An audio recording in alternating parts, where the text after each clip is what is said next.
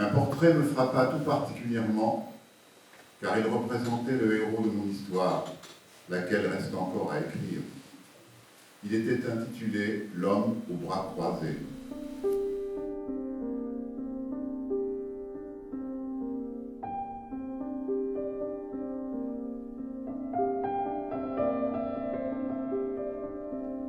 Je ne m'attardai guère devant la montagne.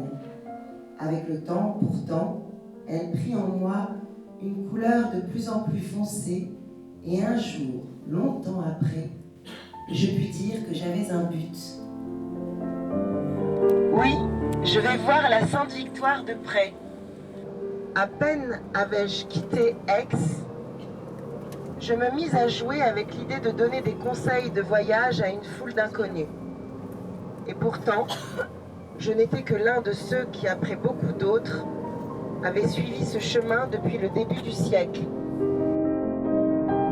La montagne est nue, presque unicolore. Parfois, on peut confondre les contours des nuages avec de hautes montagnes. Ici, tout à l'inverse, la montagne resplendissante semble au premier regard surgie du ciel. Hier wirkt umgekehrt der schimmernde Berg auf den ersten Blick als eine Himmelserscheinung.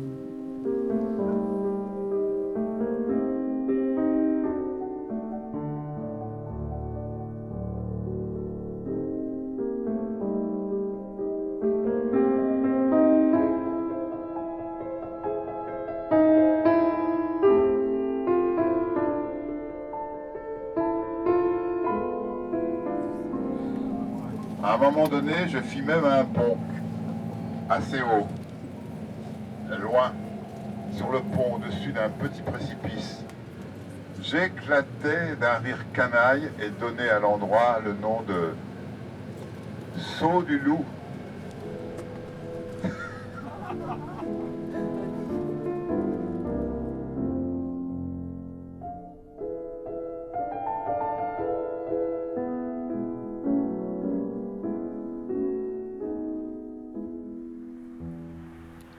Quand on la regardait à nouveau, la paroi de la montagne répétait, avec les buissons obscurs dans les fentes, les motifs des ailes des cigales.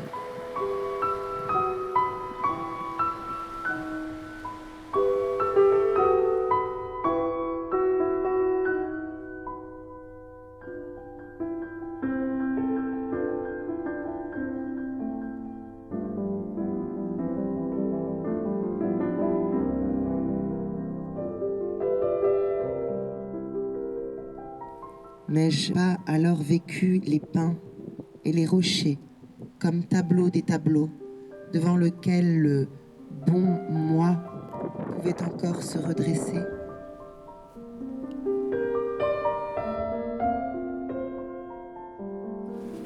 Oui, devant moi, j'entendis un cliquetis de métal, comme si quelqu'un courait une arme à la main. Un grondement s'y ajoutait, ou plutôt une rumeur lointaine dans l'air environnant. Et presque au même moment, je ressentis un hurlement à fleur de peau, le pire de tous les bruits, le plus méchant, cri de mort et de guerre.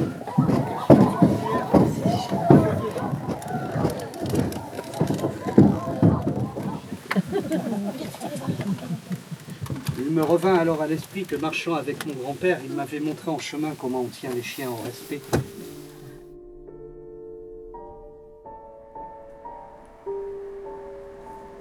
Les tableaux où rayonnent ces objets bien-aimés sont d'une beauté sans exemple.